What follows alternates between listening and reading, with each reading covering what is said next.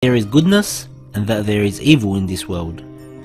So why is there evil suffering in the world today? Evil has two possibilities. Number one, known as Amrun Qiyasi in Arabic, where evil only exists in comparison to something else. It is not a creation of God.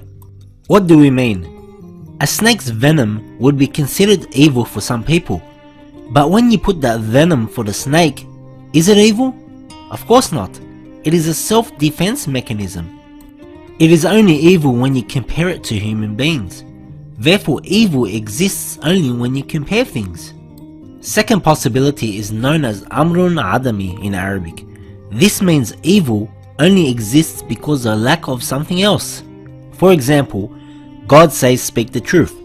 When I choose to disobey and speak the opposite of that, this is when evil exists. So why all this suffering in the world? Why do I have cancer? Why is my child handicapped? And so on so.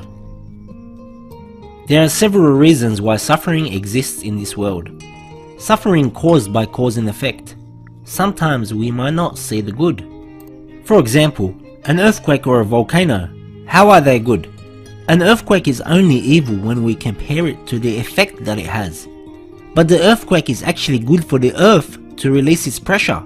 And volcanoes are good for the earth as it relieves its stress. So in its true essence, it is not evil. Suffering we cause ourselves sometimes. For example, we choose to dress poorly and go out into the cold. Then we fall ill and suffer because of that decision. Sometimes suffering is caused by others. Sometimes some people hurt others out of greed, fear, or simply because of being cruel.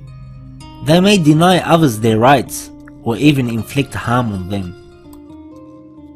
Suffering builds character. When we suffer, especially through no fault of ours, it is an opportunity to become better.